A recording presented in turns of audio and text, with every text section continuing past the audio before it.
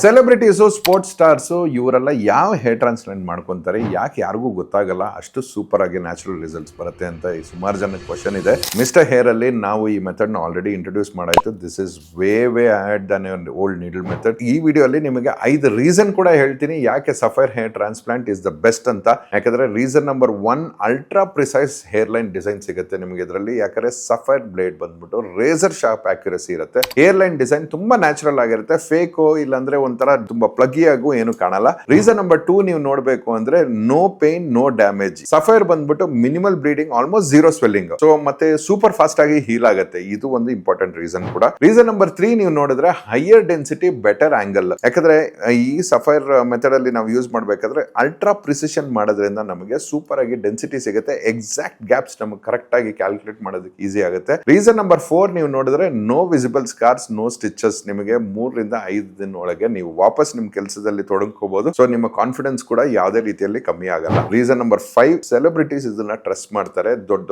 Actors, influencers, sports men, high end clients ಏನಕ್ಕೆ ಇದನ್ನ choose ಮಾಡ್ತಾರೆ ಅಂದ್ರೆ ಇದರಲ್ಲಿ ಪ್ರಿಸಿಷನ್ ತುಂಬಾ ಚೆನ್ನಾಗಿರುತ್ತೆ, ತುಂಬಾ ನ್ಯಾಚುರಲ್ ರಿಸಲ್ಟ್ ಸಿಗುತ್ತೆ. ಇದನ್ನ ನಾನು ಮಿಸ್ಟರ್ ಹೇರ್ ಅಲ್ಲಿ ಇಂಟ್ರೊಡ್ಯೂಸ್ ಮಾಡಿದ್ದೀನಿ. ನಿಮಗೂ ಸಫೈರ್ ಹೇರ್ ಟ್ರಾನ್ಸ್ಪ್ಲಾಂಟ್ ಬಗ್ಗೆ ಎಲ್ಲ ಮಾಹಿತಿನೂ ತಿಳ್ಕೊಂಡು ಅದರ ಒಂದು ಹೇರ್ ಟ್ರಾನ್ಸ್ಪ್ಲಾಂಟ್ ಮಾಡಿಸ್ಕೊಬೇಕು ಅಂದ್ರೆ ಕೆಳಗೆ ಹೋಗ್ಬಿಟ್ಟು ಸಫೈರ್ ಅಂತ ಕಮೆಂಟ್ ಮಾಡಿ. ನಮ್ಮ ಎಕ್ಸ್ಪರ್ಟ್ಸ್ ನಿಮಗೆ ಕಾಲ್ ಮಾಡಿ ಸಫೈರ್ ಮೆಥಡ್ ಪ್ಲಸ್ ನಿಮಗೆ ಎಷ್ಟು ಗ್ರಾಫ್ಟ್ಸ್ ಬೇಕಾಗುತ್ತೆ ಅಂತ ಎಲ್ಲ ಮಾಹಿತಿನೂ ನಿಮಗೆ ಕೊಡ್ತಾರೆ.